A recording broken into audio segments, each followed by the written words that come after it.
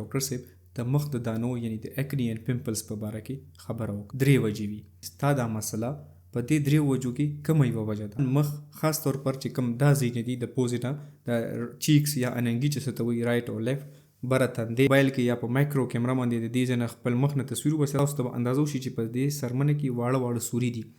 هغه غوړ په دغه سورو کې اونخلي. دې ته کلاکډ پورز وایي چې غوړ به څنګه کمې یا به دا څنګه ټیکې ده دانې او یا به دا را روان وخت کې چې دا ونشي یا داغونه پرې نه دي د دې دپاره به څه کوي. وخت سولیرس په نوم باندې یو سن بلاک داسې پروټیکټر الټرا یو سن بلاک دی، هغه هم ډېر زیات ښه دی. نو دې کې تاسو چې کوم ډواک جیل دی، اکډرمین جیل دی، د اکټو کلینډامایسین جیل اورلی خلک اخلي. د دې انتهایی خطرناک سایډ افیکټس دي. ټاکسیک ټیراتوجینیک ډرګز دي. کو چېرته پریګننټ زنانه دا دوی وخوړله ماشوم به تباهي. دویم دا کانسټیپیشن یعنی خېټه د هغه حده پورې سختي چې انسان ته بواسیر وکړي. نو دا به د انسان د جسم د هغه د ویټ د هغه د بیمارۍ مطابق زما په انباکس کې یو 50 داسې میسیجز پراته دي چې ډاکټر صاحب د مخ د دانو یعنی د اکنی اینڈ پیمپلز په باره کې خبره وکړه. تاسو ته پته وي چې د دې دانو په مخ د راتلو 3 وجې وي. اول خو تاسو له دا معلومات پکار دی چې ستا دا مسله په دې 3 وجو کې کومه یوه وجه ده. نو د هغې علاج هم بیا د هغې مطابق دی.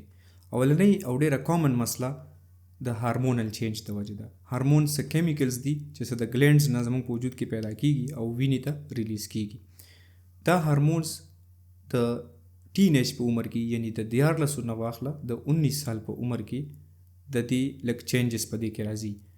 په دغه وخت کې په الکانو او جینکو باندې دانې راخیږي. اکثر پښتو کې دې ته خلک ځوانه کې هم وایي ځکه چې خلکو ته عام طور پر پته وي چې په دې عمر کې دا راځي. دا اولنۍ او ډېره کامن مسله ده چې د هارمونل امبیلنس یا د هارمون چینج د وجې په انسان باندې دا دانې راخیږي.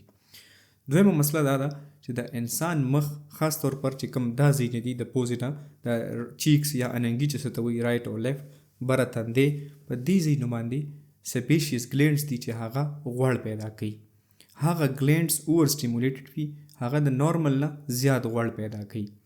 کله چې هغه غوړ پیدا کوي نو پورز چې د انسان په سرمنه کې یا په مخ کې کوم وي، پورز وي دا واړه واړه ټایني سوري چې د انسان په جسم کې دي. کله تاسو په موبایل کې یا په مایکرو کیمرا باندې د دې ځای نه خپل مخ نه تصویر وباسي تاسو ته به اندازه وشي چې په دې سرمنه کې واړه واړه سوري دي. هغه غوړ په دغه سورو کې اونخلي. دې ته کلاکډ پورز وایي چې کله دا اونخلي د دې نه بیا اکنی او پیمپلز راوخیږي. دریمه او انکامن وجه جراثیم دي یعنی بیکټیریا.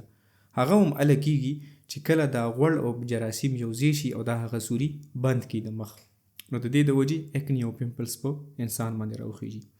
راځم څه داسې خبرو ته چې دا وجې ته کمولی شي. لکه فار ایگزامپل غوړ څنګه کمیدی شي د مخ، یا دا غوړ چې څه داسې طریقه وشي چې دا کم پیدا شي په دې مخ باندې. اولنۍ یو ډېره ښه طریقه خوراک ده.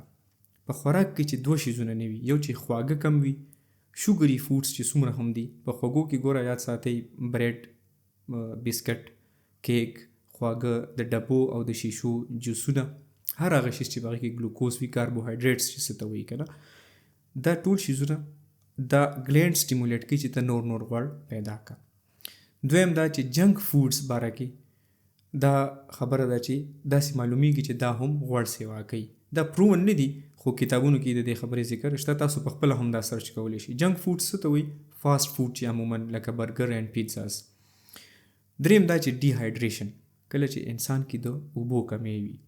کله چې په انسان کې د اوبو کمی وي نو دا ډرای سکن کمپنسیټ لکه سرمن وچه شي. چې سرمن وچه شي نو نیچرلی قدرتی طور پر الله تعالی سرمنې له دا طاقت ورکړی چې ته اوس خپل غوړ پیدا کړه.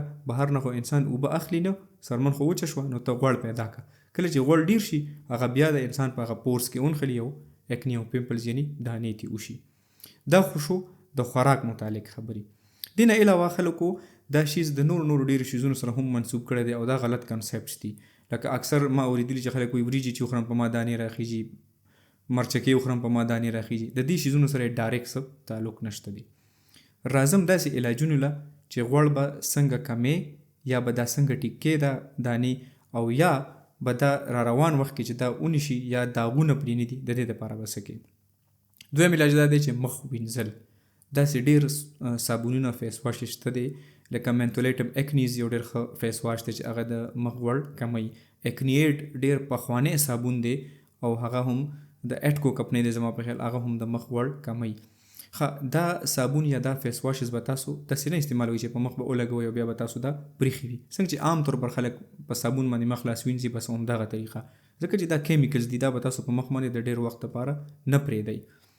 دویم دا چې ته به د خپل نور نه خپله سرمن ساتي، چونکې نور نن سبا الټراوایلټ ریډیشن هغه اوزون لیر کم شوی دی او د نور چې کوم خطرناکې شویګانې دي هغه د سکن یعنی د سرمن دپاره ډېرې خطرناکې دي. د نور نه د پټېدو دپاره یا خو کپړه ده یا سن بلاک لګول دي. تاسو به کتلی چې کرکټرز یا سپورټس چې کوم پلیئرز وي دي چې کله ګراوند ته راوځي نور ته، نو دوی ښکاره غټ غټ سن بلاک لګولی په مخ ښکاري. یا تاسو چې نارمل کم خلک اکثر هیلی ایریاز ته لاړ شي بره یعنی غرونو باندې هایکینګ باندې وخیږي، چونکې د نور دغه هغه ډسټنس کم دی هغه بره کم وي چې واپس راکوشي هغوی ته سن برن شوی وي. کو چېرته د سن بلاک لګولی وی دا مسله به نه کېدله. نو سن بلاک به تاسو اوس دا تپوس کوئ چې کم سن بلاکس ښه دي. ډېر ښه سن بلاک بایوډرما دی چې د هغې SPF 100 یا ساتي چې د پاکستان دپاره چې د سن بلاک SPF د 16 نه وایي. د سټیفل کمپنۍ سن بلاک دی، نور نمیر په نوم باندې یو سن بلاک دی، سولیریس په نوم باندې یو سن بلاک دی، دا ټول میډیکیټډ سن بلاکس دي، دا ډېر ښه دي. پروټیسن په نوم باندې یو سن بلاک دی، ډېر زیات ښه دی. دغسې پروټیکټر الټرا یو سن بلاک دی، هغه هم ډېر زیات ښه دی. نو دې کې تاسو چې کوم یو هم تاسو ته په اسانه باندې ملاویدی شي هغه تاسو یوز کولی شئ. وینس کمپنۍ والا چې کوم کاسمیټک یو سن بلاک جوړي هغه هم ډېر ښه سن بلاک دی. اوس راځم د اکنی علاج ته. یاد ساتئ چې د اکنی کوم علاج دی دوایي خوړل دي یا څه کریم وغیره لګولي، دا به ډاکټر ایډوایس کوي. دا بغیر د کتلو نه ډېره خرابه خبره ده چې زه تاسو ته د دې دوایي دا څومره دوایي چې ما نور یاد کړي دا پروټیکشن دی، دا احتیاطاً دی، دا زه ویلی شم. خو د دوایانو نمونه د ډېرو ښه کمپنیانو ښه دوایانې شته.